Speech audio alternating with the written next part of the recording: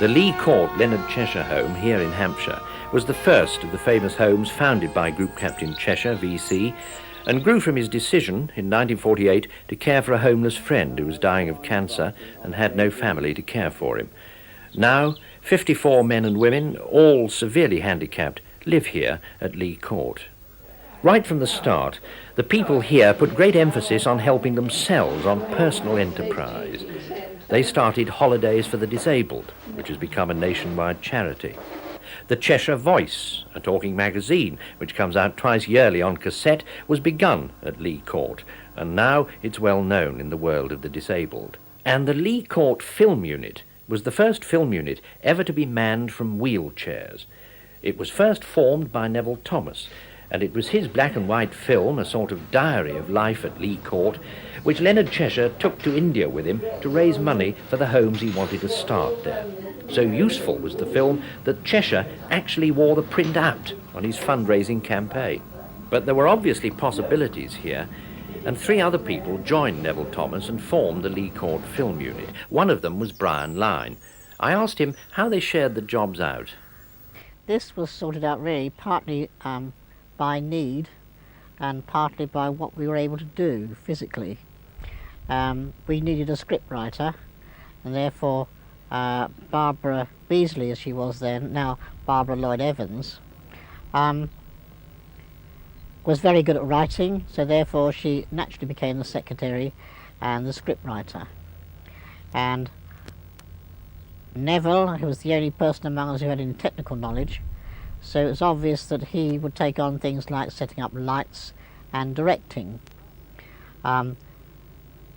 Laurie was very interested in camera side of the whole setup, so he expressed the desire to try camera work under Neville's direction, and he was physically able to handle a camera, which neither Neville or myself or Barbara could do.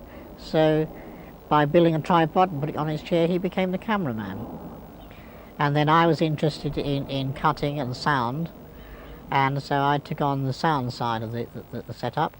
And Neville and I discovered that by sitting side by side at an editing bench, we could work the machine between us, but we could work it on our own. He could pick up the big heavy cans of film, and I could do the more intricate things like lacing the machine up and so forth. The group of 4 of us made 4 films in all. Living Proof, Words Without Hands, No Limit, and Challenge. Tell me about the first one. Living Proof was the first film we made. When GC brought back the 9.5 film, which Neville had made, it was very worn out. And when Neville and I were viewing it, he suggested that we might make another one. I thought this was a good idea, and suggested the idea of just the day in the life of somebody living here at Lee Court. And so the 4 of us got together and started to shoot the film with a simple sort of script, no shot directions or camera angles or any fancy stuff, just simple notes on what we'd like to take. What was the technical quality of that first effort like, Brian? I think a lot to be desired, frankly, because we started with a camera which Neville had, which was a 16mm silent camera. And we gaily shot away with this camera, and it wasn't until we were towards the end of the film and we were wondering how to finish it off, and by sheer luck a BBC producer, Ian Curtis, came to live in the village, and he offered to help us finish the film off. And he looked at the film and he started off by saying, well, you should take out all the out of focus stuff and then see what you've got left. This we did, and lost about 20 minutes of our film. Where was the editing done? That was done in Barbara's bedroom, in fact, on a little machine with 2 wheels each end of a viewer, and we hand cranked them. Later, of course, the Bee was going to help us with equipment, but that's to come. We hand cranked this equipment and it was jolly hard work. When we got all the editing done, we then had another technical problem, which was we had shot all the film on Neville's camera, which was a silent camera. And when we put it on the projector, of course, it made able-bodied people move like Charlie Chaplin, but thank goodness disabled people move slowly. You mean you shot it at too many frames a second, was that it? Yeah, that's right. You see, 16mm film goes at silent speed 16 frames per second. Sound has to be 24 frames, or for TV 25. So when you move from 16 to 24, then you're going much faster. It must have had you whizzing about in your wheelchairs a bit, though, just a touch. Well, just a touch, but only not enough to really make people laugh. So we had to make this decision. Shall we make people laugh at times when we really didn't want them to? Or shall we keep it as a silent film? Anyway, Ian convinced us that if we were going to make our name as filmmakers at all, we had to make sound, because, you know, talk had been with us rather a long time. So he said he could get it done through his department at BBC, and we had sound put on for us. When the premiere was over, everybody said what a marvellous film it was, so we just for a lark put it into the Amateur Cine World competition. And to our utter surprise, we got a 3-star award. And this, I think, did more for our sense of achievement, for our ego to go on making another film than anything else. Another very basic thing, matter of cash. Where, in the first instance, did you raise the finance? Oh, that was a laugh, that was, because we started off with £70 worth of Kodachrome borrowed from the local Boots the chemist. The only condition was that we paid it back before the next stock-taking day, so the manager, you know, the top blokes at the top never knew what had happened. Well, to raise this money, some ladies in the village and friends put on rummage sales, mostly. So, you'd made your debut. What did you follow it up with? Well, we followed this up with No Limit, which was a film about gadgets we've developed here at Lee Court. All sorts of gadgets for daily living. We felt the best thing to do would be to talk about the subjects we knew best, and we knew about disability, let's face it. So out came a film about gadgets. Clive Gunner, a garage owner and one of the original members of Independence Unlimited, undertook to devise a motor-driven door opener. His prototype he put on the workshop door. Arthur's coming to fetch the motor for the door. A retired gramophone motor, actually.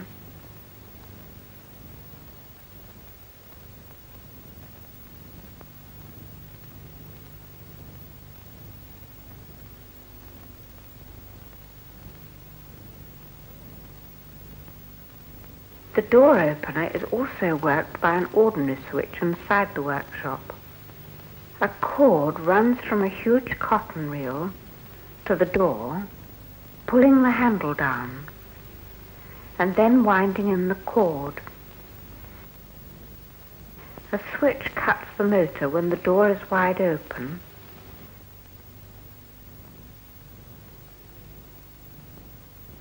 and the door is gently closed by a spring. Technically, I can imagine it must have been some sort of improvement. Oh yes, no end, because in the first place, my Zettlin, who had been invited to become president of our film unit, very kindly persuaded Bell and Howe to give us a sound camera. She lived nearby, didn't she? That's right. She'd come to live down in Liss as well. She knew Ian Curtis as well. And Ian said, would she become president, because he felt that we wanted a bit of credibility. We're unknown people, unknown source, and when we wrote to people with her name on our heading notepaper, it would help us get in on the trade, to get things at discounts and so forth, like film stock, etc. And what about film number 3? Film number 3 was Challenge, and this film was again following on gadgets which we hadn't already covered. Sylvia had almost reached the stage when she couldn't even push her wheelchair about. Electrically powered wheelchairs were developed, and she was saved from complete inertia.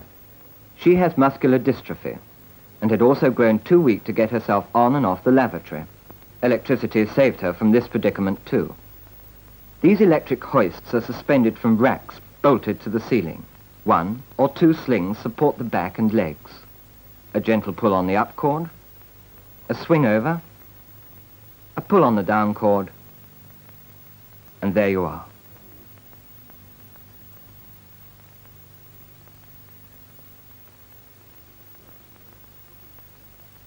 A closer view of hooking the sling on for the return journey.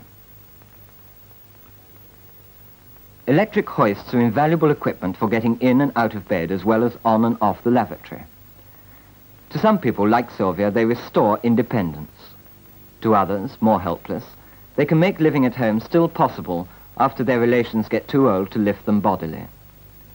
Hoists lift the heaviest person with no exertion at all.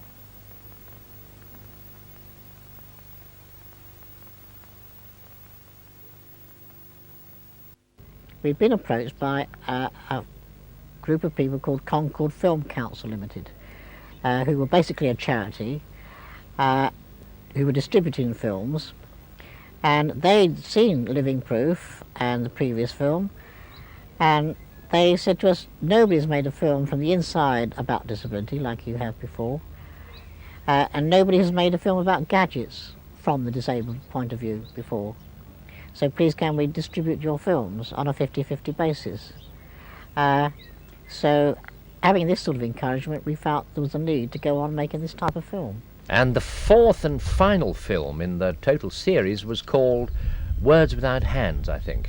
That's right, and you should remember that one very well, Robert. That's right, Brian. I was simply trying to nudge you into saying that because I was trying to boast of the small part you kindly invited me to play in the whole thing. Well, this again was following along a trend of gadgets, but we tried to be a bit more adventurous because we'd only stayed within the confines of Lee Court, our own home.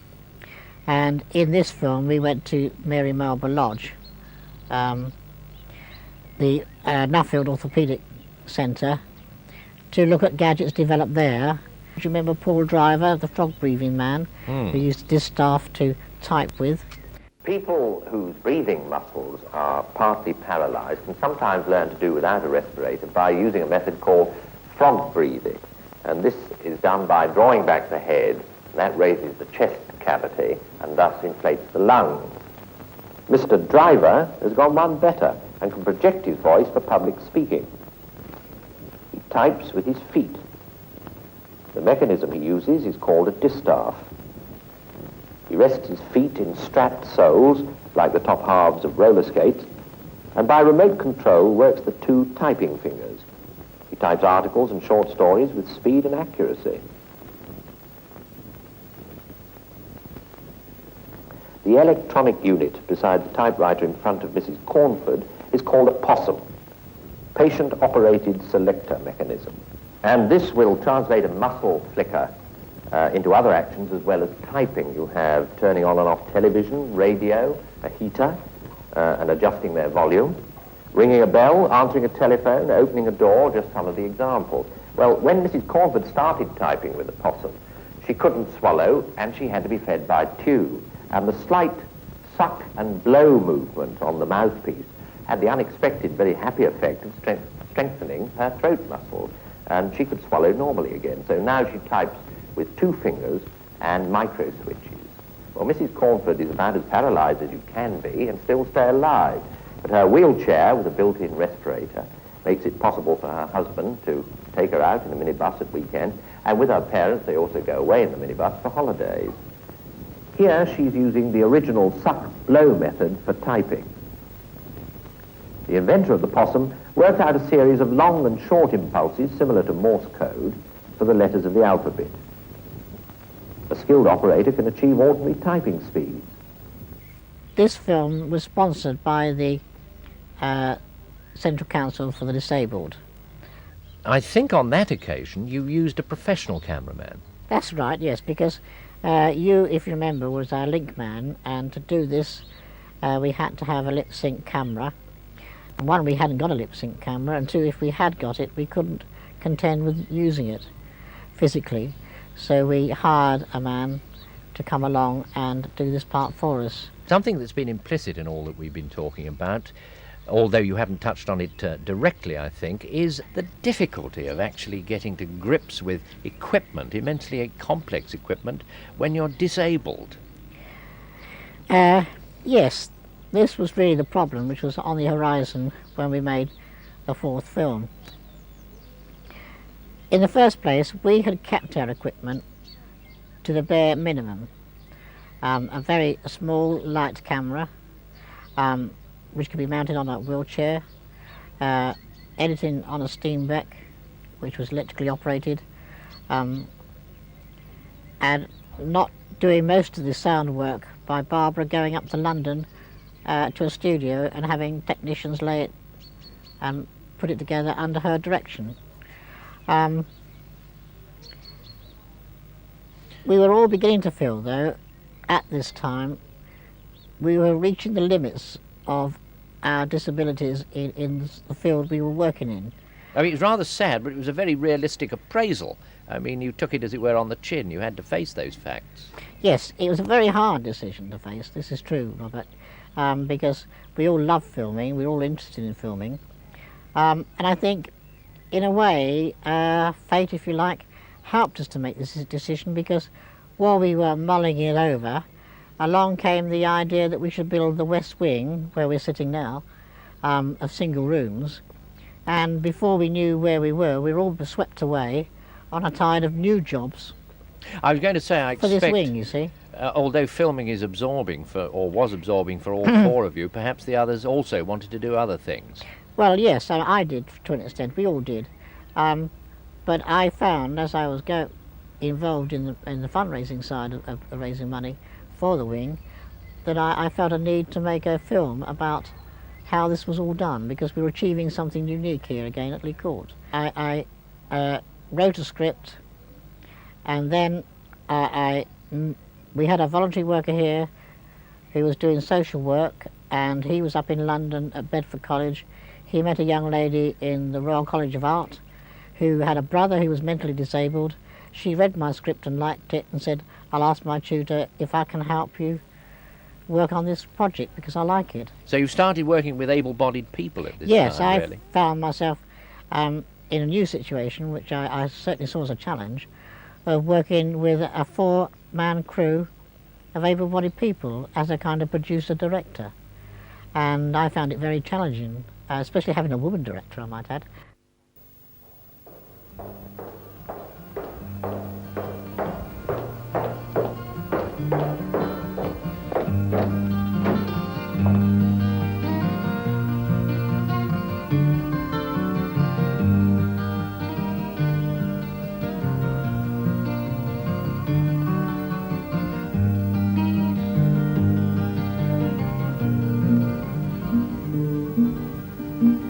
Another day begins, the world it awakens, this private world that I must call my home.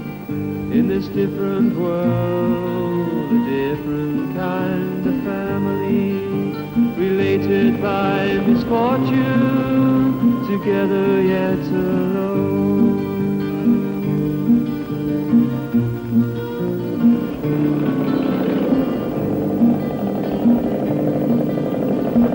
There are no walls around this prison, no iron bars to show it is a jail.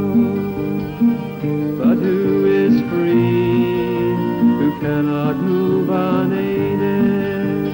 Alice is a prison if you cannot walk away. But last night I had a dream. I dreamed that I was free. I could choose to follow any road, to go wherever pleased me. Last night I dreamed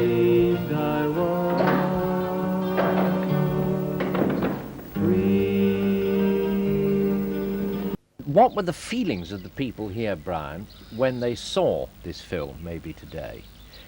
Not only the people in general here, but the people who had been members of the old film unit. Well, very, very mixed, to be honest with you. I think most people thought I was going to make the same type of film as I had made with the group of 4 in the film unit. Sorry, I should say group of 3 in the film unit.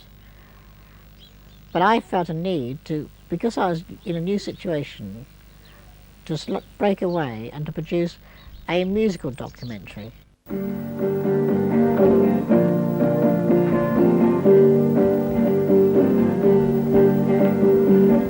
you were a soldier, Daddy, did you march with your head held high? Were your buttons bright and your bells pulled tight, and your uniform gay? The concert was held, money was made. I slouched with a twisting neck, Annie, and I also sagged at the knees.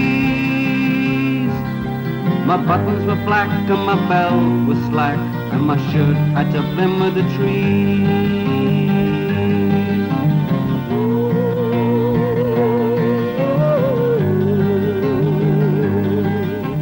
Another resident, another way to raise funds, and all for a very special campaign. Did you fight a war for a flag, Daddy, the country or for the Queen? Or did you fight for democracy and the parliamentary scene?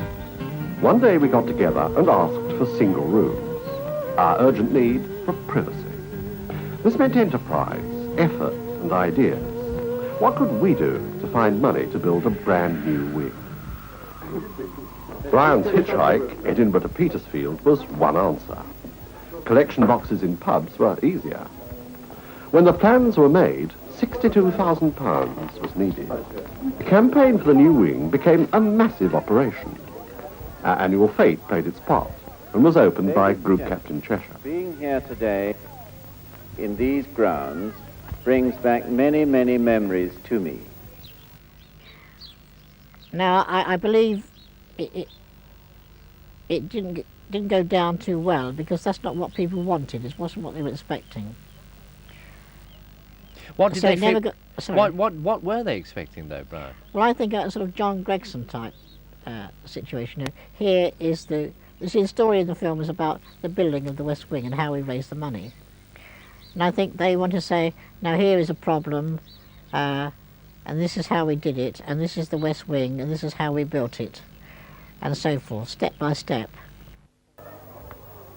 Suddenly, just as the dream so nearly changed to reality, and we began to see ourselves, each in a room of his own, the money ran out.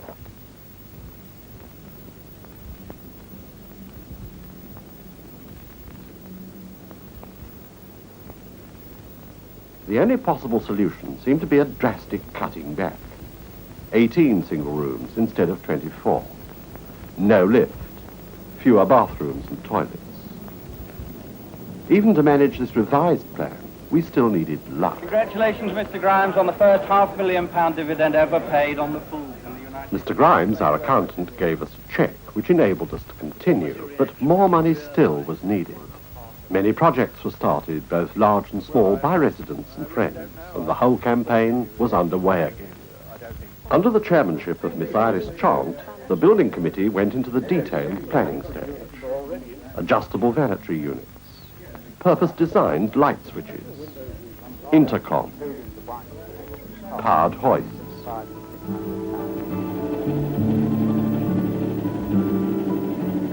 Because we were living on the actual site, we had one unique advantage. We were able to discuss structural and functional points with the architects and foremen. Were the fixtures at the right height? The step height for wheelchairs, another problem. All the residents we've met now have rooms of their own, because they, with the help of their friends, were able to make something happen. This new wing is not the end of an endeavor, but the beginning of many more to come, not just here at Lee Court, but through Lee Court to inspire others in other places to build their own homes and to develop their own ideas and hopes. Sometimes we thought we'd never make it. Sometimes the end seemed far away. But we kept trying, our friends kept helping. We made something happen today. Maybe today everyone will be happy. Maybe our trouble. This is what I was trying to do, work on two levels. Show the hard facts and also show the feelings through the music. And perhaps I bit off a bit too much, more than I could chew, I don't know. But it didn't go right down here as well as it could have done, as well as I'd have hoped anyway. And now you're off on another branch of the same medium, video. Yes, again, accident I think. I set out with the idea of making another film. I'd borrowed money from Southern Arts to do the script. But it turned out that they didn't quite like my type of script, the story I had in mind. They thought it what? It was too much of a propaganda exercise? Yes, I think Southern Arts felt that they wanted something a little bit more artistic. And I was, let's face it, doing what I know best again, which is preaching the gospel of the disabled, if you like. Do you see here a developing line for yourself from now on? No, not really. I don't think I can keep up the sort of mental energy necessary, or physical energy required to go on making films sort of all the time. Maybe to do one every couple of years or something like this. But then you find as you're getting older, you just can't take the pace. That sounds terrible. But the truth is, it does become more effort each year to do many things that you found the year before. So I don't really see it as a career or anything like that. I enjoy doing it, and whenever I see the opportunity to do something like this, I think I should take it. Given the tools, there is no limit to what disabled people can do. The members of the film unit would like to thank the many people who have helped them make this film. The members are Laurie Moore, the cameraman, Barbara Beasley, the secretary, who wrote and spoke the commentary, and Neville Thomas, the producer, and Brian Lyne, the sound technician, who together cut and edited the film.